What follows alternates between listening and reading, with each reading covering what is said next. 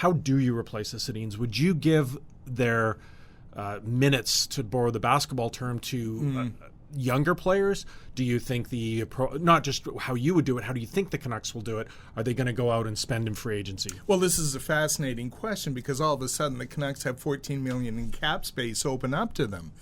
And they are just, the whole world is at their feet short of John Tavares. And even then, who knows? But it seemed to be just, again, reading the tea leaves from that end of the season presser with senior management, when Trevor Linden said, I expect we could be millions under the cap. That means they're probably going to be shopping at the lower end of the market. So I don't see Evander Kane. I don't see, the kid from the Islanders whose name escapes me right now. There are probably about 4 or 5 guys. John Carlson is another plum, a defenseman who would fit a lot of needs, but it just doesn't seem like they're going that way. So in answer to your question, who do they to me, Adam Gaudette has to be, if he proves, and he looked like a player to me. I know he didn't get any points in the 5 games he played, but he wasn't overwhelmed, and he was certainly competitive. To me, you've got to slot him into one of the center spots next year. I think Petterssen has to prove he can't play. I don't think he has to prove he can play. Yeah. I think he goes into the lineup next year. Juolevi may be a little different just because of the position. We should really talk about the defense because that's a massive thing. But let's plug it. I'm going to Utica to cover the first round playoff series, and I'm really excited about seeing a lot of these players, about where they are in their development and how it's going to translate when they're playing against men in a pretty good league. Well, that's the question.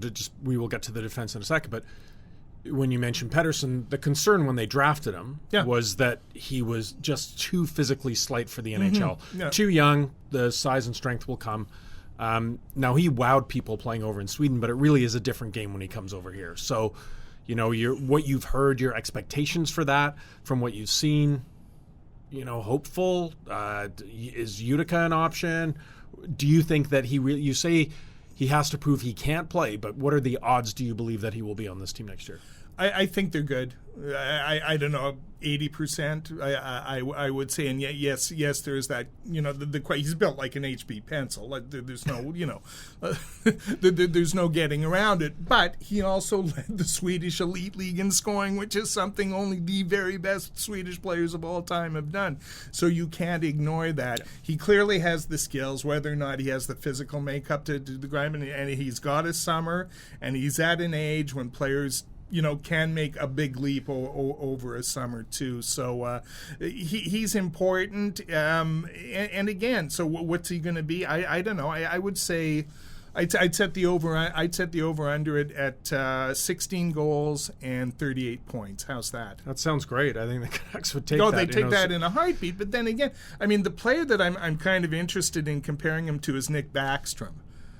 And I think there's some similarities there. Now, he was a little more mature physically, but he kind of hit the NHL. Now, it helped that he had a winger named Ovechkin on his side, but he had 69 points in his first year, 88 in his second.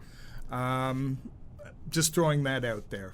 So we know, as we look at the Canucks strategy, and this is where we're going to ask you about the defense, we know so much hinges on the draft lottery. And there's no way. I know they're in the 5th slot right now. They could look at New Jersey, ended up with the 1st slot.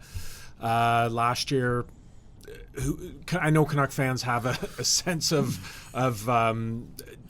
they're fatalistic about this and thinking, okay, that means we're picking 8th. Yeah. So where they land and what kind of player they get obviously impacts their decision for everything else going forward. But when you look at this team, and now that they have to replace the Sedins, but you look at the state of defense, where do you think the most crucial decisions are to be made for Jim Benning? Where does he need to really attack, and whether it's value with 2 or 3 players or going after the big that, to me, that's where I'm most intrigued at. Is you talk about the $14 million. Do they spend that on 2 players? Do they spend it on 4? Yeah. Like where would you start with this team? Well, and again, it's a great question because I believe they've got 7 defensemen under contract for next year, so they've pretty well got that blue line coming back intact, and they weren't exactly world beaters. And I'm not sure if you can count on another year from Alex Edler like he gave them that year. So there's that. We can turn that around any one of a number of ways. There has to be, or there should be, a deal there of some description They've got simple law of supply and demands. They've got a surplus of young forwards who have pretty good market value. Can they flip those? Can they, maybe go after a guy who's 20, 21, who's a top-rated pick?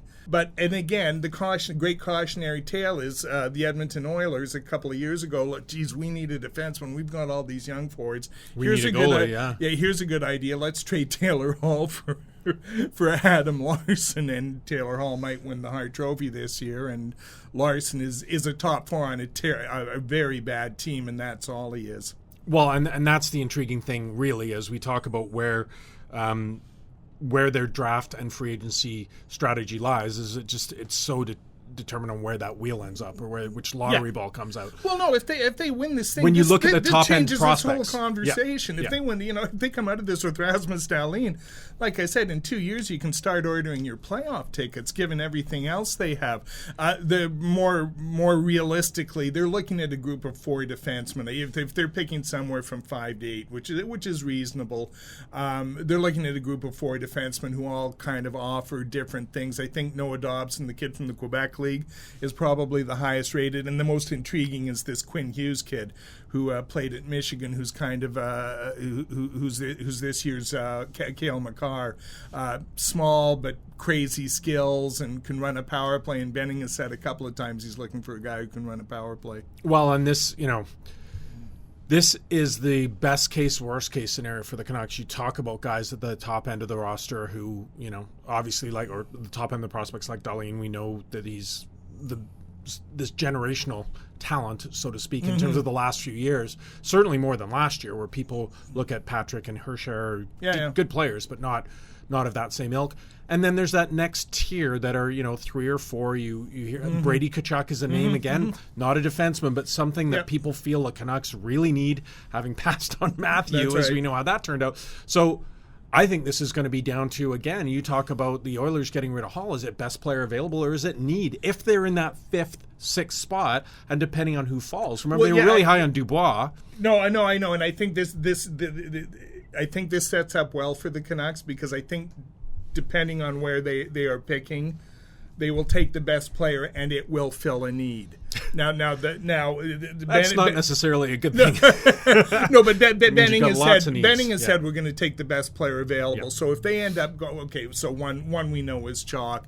2 to 4 is a group of 3 forwards who are all kind of elite talents, and then 5 to 8 are these group of defensemen. So as you say, it's like I don't think the Canucks can be choosy here.